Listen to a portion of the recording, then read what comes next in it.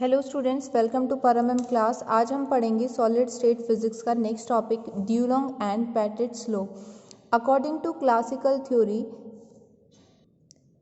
Atoms जो होते हैं सॉलिड के अंदर वो फ्री फॉर्म के अंदर होते हैं और वाइब्रेट करते हैं अपनी मीन इक्विलिब्रियम पोजीशन से अनदर पोजीशन के ऊपर, जो हमारे हार्मोनिक ऑसिलेटर के अंदर आते हैं और ये हमारे 3 डायमेंशनल स्पेस के अंदर प्रेजेंट होते हैं। ठीक है, अब देखो ड्यूलोंग एंड पेटिट्स लॉ को ड्राइव करने के लिए हम यहाँ पे classical theory of lattice vibration का यूज़ करेंगे और यहाँ पे हम एनर्जी को 1 डायमेंशनल हार्मोनिक ऑसिलेटर के अंदर कंसीडर करेंगे कि जो टोटल एनर्जी है एटम की पोजीशंस की वो किसके इक्वल है, काइनेटिक प्लस पोटेंशियल एनर्जी के इक्वल। इसे हम इस तरीके से लिखेंगे, यहाँ पे हमने काइनेटिक एनर्जी और पोटेंशियल एनर्जी का सम लिया है। काइनेटिक एनर्जी होती है हाफ mv² और पोटेंशियल के लिए हम ये यूज़ कर रहे हैं इन एंगुलर फॉर्म। अब मोमेंटम को हम कैसे लिखते हैं, m इंटू वी की फॉर्म में, तो इस टर्म को हम इस तरीके से लिख सकते हैं। सेम यही टर्म हमारे पास फॉर्म होगी। अब देखो यहाँ पे m रिप्रेजेंट कर रहा है मास को, ओमेगा नॉट रिप्रेजेंट कर रहा है नेचुरल फ्रीक्वेंसी या फिर इसी को हम एंगुलर फ्रीक्वेंसी भी बोल सकते हैं, x डिस्प्लेसमेंट के लिए और p यहाँ पे रिप्रेजेंट कर रहा है मोमेंटम को। इसको हम यहाँ पे इक्वेशन नंबर 1 कंसीडर करके चलेंगे। देखो आगे ये क्या कहता है, अगर यहाँ पे जो एनर्जी डिस्ट्रीब्यूशन है और वो मैक्सवेल बोल्ट्जमैन डिस्ट्रीब्यूशन को ओबे करता है, तो जो एनर्जी होगी ईच हार्मोनिक ऑसिलेटर के अंदर वो किसके इक्वल होगी, क्या गिवन होगी, उसको हम इस तरीके से लिखेंगे एनर्जी को 0 से infinity E raise to power minus E upon K B T D E upon, यहाँ आ जाएगा 0 से infinity E raise to power minus E upon K B T D E. इसको हम कंसीडर कर लेंगे सेकेंड इक्वेशन। यहाँ पे टी रिप्रेजेंट कर रहा है एब्सोल्यूट टेम्परेचर को और के भी रिप्रेजेंट कर रहा है बोल्ट्जमैन कांस्टेंट को। अब देखो यहाँ हमने लिमिट ली है 0 से इन्फिनिटी, क्यों, क्योंकि एनर्जी लेवल रेस्ट्रिक्ट हो रहे हैं ऑसिलेटरी मोशन के ऊपर, तो हम यहाँ पे कॉन्टिन्यूस वैल्यू यूज करेंगे। नेक्स्ट स्टेप में देखो यहाँ पे हम ई की वैल्यू पुट कर देंगे जो हमने फर्स्ट स्टेप के अंदर यूज की थी। यहाँ हम ई की वैल्यू यूज करेंगे, यहाँ हम ई की वैल्यू यूज करेंगे। तो नेक्स्ट स्टेप में लिखना है put value of E from equation 1 in equation 2। First equation से ई की वैल्यू सेकंड इक्वेशन में हम पुट कर रहे हैं। जब हम पुट करेंगे तो यहाँ वैल्यू आ जाएगी, यहाँ हम इंटीग्रेशन लेंगे अलोंग पी और अलोंग एक्स। ई की वैल्यू क्या निकाली थी हमने, p² upon 2m plus half m omega naught square x², यही वैल्यू आई थी। देखो ये वैल्यू ली थी हमने फर्स्ट इक्वेशन की, ये किसकी वैल्यू है, ई की। इसी वैल्यू को हम कहाँ रख रहे हैं, सेकेंड इक्वेशन में। ठीक है, नेक्स्ट स्टेप में देखो आगे E raise to power minus p² upon 2m, यहाँ ई की जगह रखिए 2m K B T minus m omega naught square x² upon 2 K B T, यहाँ पे हम यूज़ करेंगे dp एंड dx। ठीक है, नेक्स्ट अपॉन में यहाँ पे आ जाएगा इंटीग्रेशन अलोंग p और x। e as it is रखा, इस e की जगह हम वैल्यू पुट करेंगे तो यहाँ आ जाएगी p² upon 2m K B T minus m omega naught square x² upon 2 K B T, यहाँ पे आ जाएगा db dx।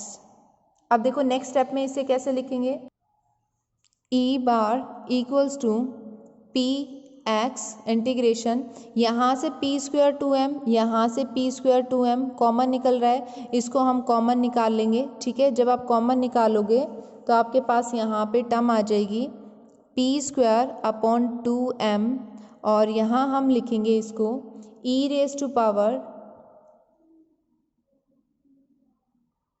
ये e रेज टू पावर की फॉर्म में है। ठीक है, पहले इसको लिख रहे हैं हम, अलग से नहीं है, ये पावर है इसकी। तो पहले हमने इस टर्म को लिखा, देन हम इस टर्म को लिख रहे हैं यहाँ पे minus p² upon 2m K B T, यहाँ आ जाएगी e raise to power minus m omega square x² upon 2 K B T और यहाँ पे आ जाएगा आपके पास dp अपॉन dx अपॉन। ठीक है, उसके बाद हमने क्या किया नेक्स्ट स्टेप में, ये फर्स्ट टर्म है, इस फर्स्ट टर्म को इसके साथ मल्टीप्लाई कराया, ये टर्म आ गई, इनटू में क्या आ जाएगा dp dx आ जाएगा। ठीक है, नेक्स्ट स्टेप में हम इस टर्म को इसके साथ कराएंगे। अब इन टर्म्स को हम अलग अलग करके लिख रहे हैं, तो नीचे ये वाली टर्म आ जाएगी यहाँ पे P X E raise to power minus P square upon 2m K B T, यहाँ E raise to power minus m omega naught square X square upon 2kbt, और यहाँ आ जाएगा dp dx, प्लस इंटीग्रेशन का sign चलेगा p और x के respect में, इसको इन दोनों के साथ कराएंगे तो यहाँ आ जाएगा m omega naught square X square upon 2, और यहाँ आ जाएगी ये पावर्स, ठीक है। तो इसको हम इस तरीके से लिखेंगे E raise to power minus P square upon 2m K B T E raise to power minus m omega naught square X square upon 2kbt, यहाँ आ जाएगा dp into D X upon यहाँ चलेगा p x integration E raise to power minus P square upon 2m kbt E raise to power minus m omega naught square X square 2kbt dp dx, यहाँ minus का sign आएगा बीच में, ठीक है।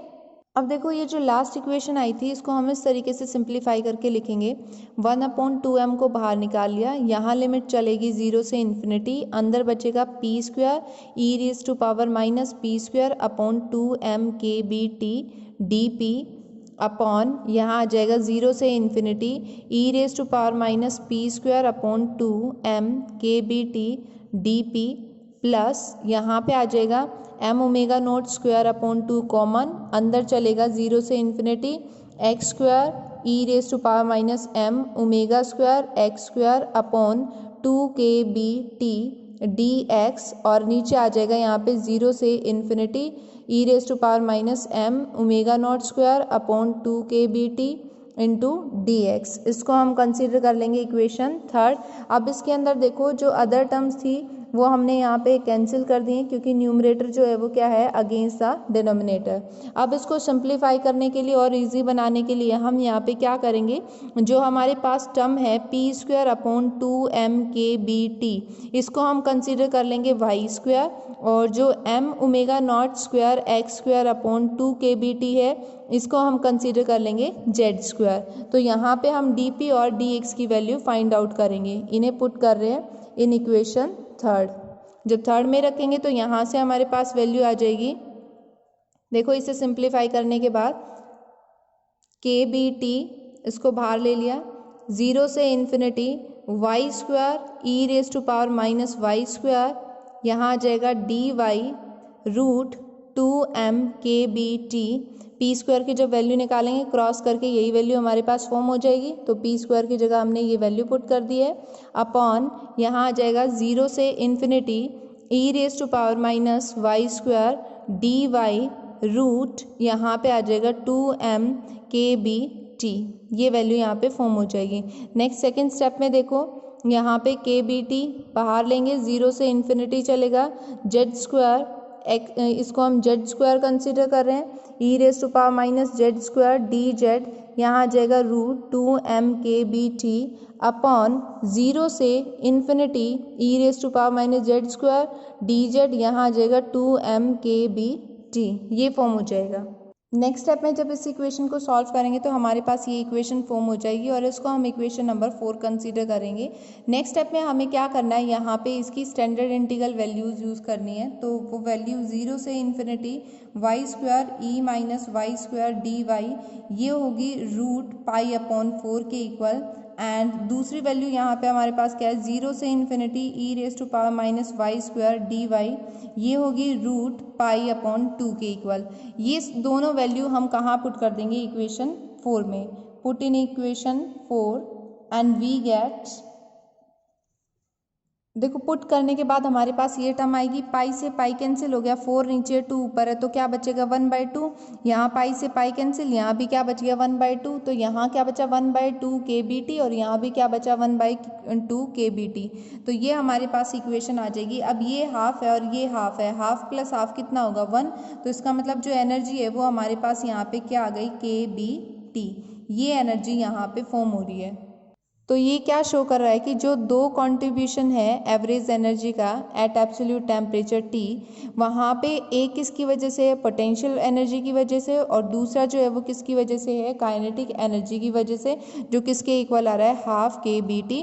और ये रिजल्ट हमें क्या शो करता है, जो एवरेज थर्मल एनर्जी है वन डायमेंशन हार्मोनिक ऑसिलेटर के अंदर, वो किसके इक्वल होगी, 1/2 kBT के इक्वल पर degree of freedom in case of kinetic energy और पोटेंशियल एनर्जी। अब देखो इसी में ये क्या कहता है, अगर हम यहाँ पे सपोज करके चलते हैं कि n number of identical crystal है और वहाँ पे 3 डिग्री ऑफ फ्रीडम है, तो जो टोटल वाइब्रेशन एनर्जी होगी क्रिस्टल की क्लासिकल थ्योरी के अकॉर्डिंग, उसको हम इस तरीके से लिखेंगे 3NE bar E equals to 3N। E की वैल्यू हमारे पास है, ये हम यहाँ पे रख देंगे kBT। इसको हमने इक्वेशन 6 कंसीडर कर दिया। अब हमें पता है जो स्पेसिफिक हीट होती है एट कांस्टेंट वॉल्यूम वो किसके इक्वल होती है, curl E upon curl T, और एट कांस्टेंट कहाँ है, वॉल्यूम के ऊपर। यहाँ से हम ये वैल्यू यूज़ करेंगे CV की, तो CV की जो वैल्यू है वो किसके इक्वल आ जाएगी, 3NkB के इक्वल। ये आपका टॉपिक था ड्यूलोंग एंड पेटिट्स लॉ। इसके अंदर जो फाइनल रिजल्ट है वो ये है, ठीक है। ये क्वेश्चन पूछा जाता है कंप्लीट 9 मार्क्स में। Thank you for watching my video.